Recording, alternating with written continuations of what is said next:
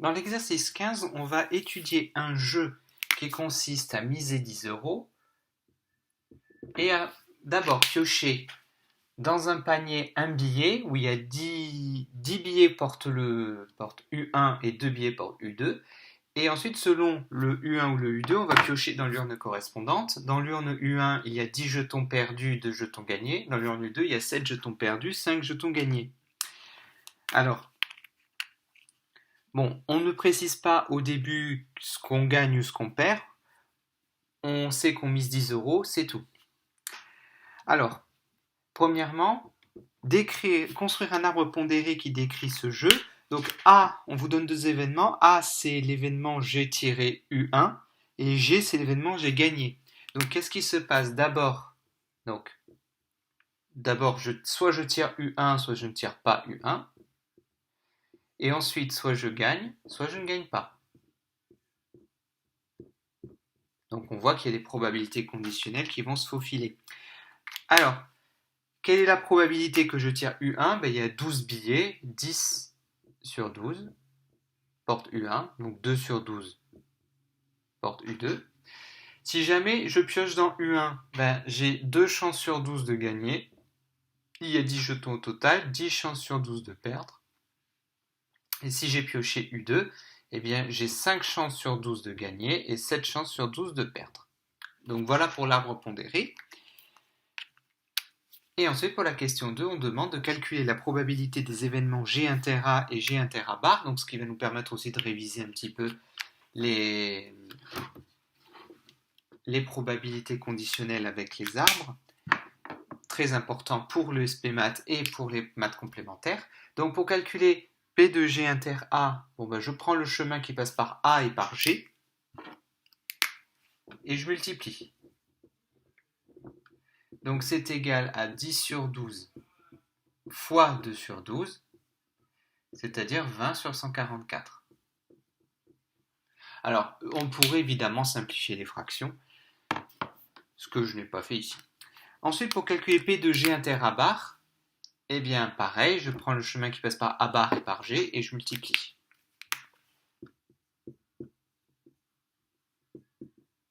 Donc ça fait 2 sur 12 fois 5 sur 12, c'est-à-dire 10 sur 144.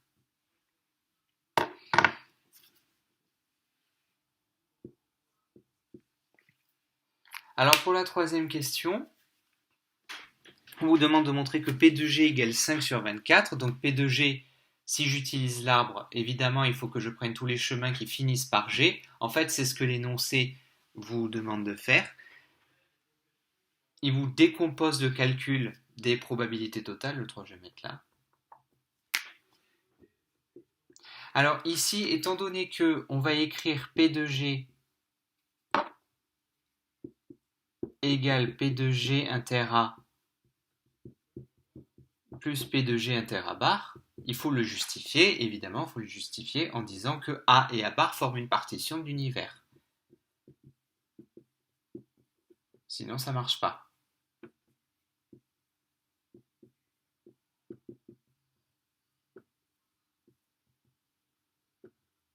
Alors ici, pas besoin de dire donc d'après la formule des probabilités totales, puisqu'on finalement on ne s'en sert pas.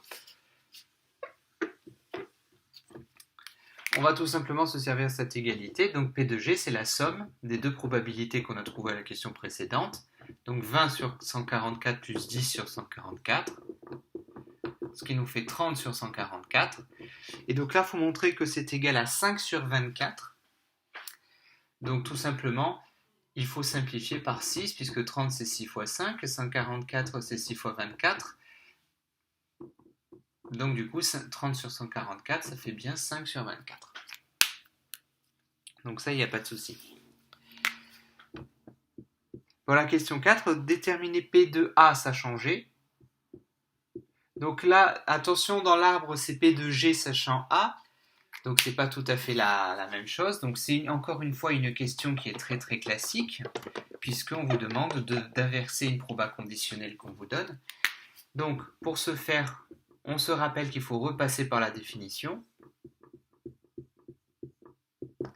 Alors P de G inter A, c'est 20 sur 144. P de G, c'est 30 sur 144. Alors, je n'utilise pas 5 sur 24 parce que tout simplement, comme ça, je mets tout sur 144, ça se simplifie directement en 20 sur 30, ce qui peut se simplifier en 2 tiers. Donc voilà, quand il s'agit d'inverser une probabilité conditionnelle, on n'oublie pas de repasser à la définition. Et donc c'est maintenant qu'on va utiliser les variables aléatoires. Le joueur reçoit 35 € s'il a un jeton gagnant de l'urne U1, 60 € s'il a un jeton gagnant de l'urne U2. Sinon, il ne reçoit rien et perd sa mise. Donc X, c'est à chaque partie avec un E associe le gain algébrique du joueur. Donc quelles sont les valeurs prises par X? Donc soit il ne gagne rien du tout, donc il perd sa mise de 10 €.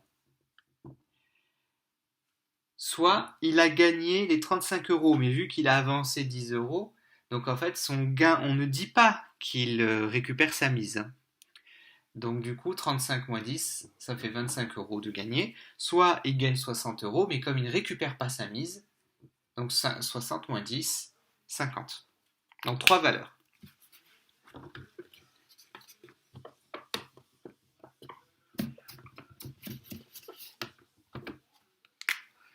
Alors, donner la loi de probabilité de X, donc je fais mon tableau.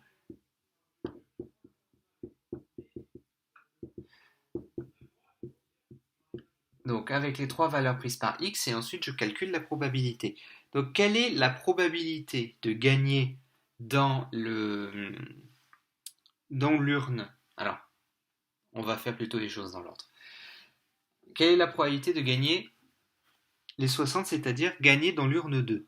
Donc c'est j'ai pioché U2 et ensuite j'ai pioché un jeton gagné. Donc en fait, ça c'est la probabilité de G inter à barre qu'on a déjà calculé, c'était 10 sur 144. Les 25 € se produisent quand j'ai pioché un jeton gagnant de l'urne U1. Donc c'est-à-dire quand j'ai l'événement G inter A qui s'est réalisé. 20 sur 144, ça on a déjà calculé la probabilité.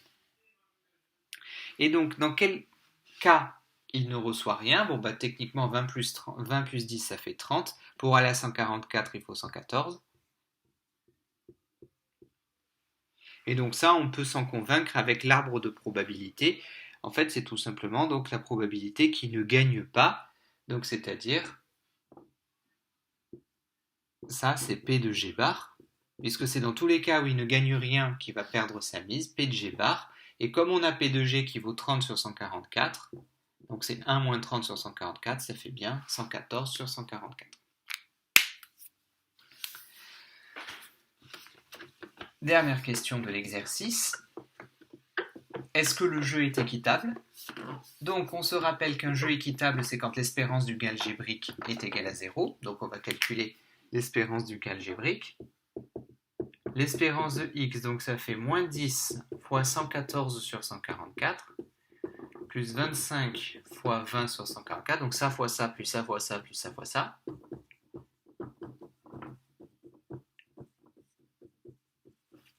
Et donc on prend la calculatrice et on va regarder si tout ça fait bien 0.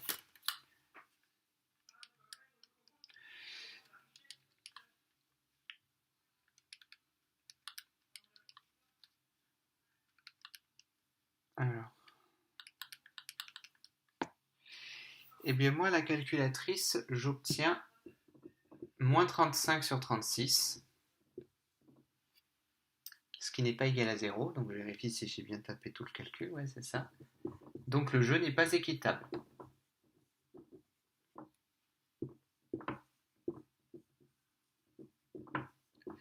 Et même, il est en défaveur du joueur, puisque son espérance de gain est négative, c'est-à-dire qu'il peut s'attendre à perdre presque 1 € sur un grand nombre de parties.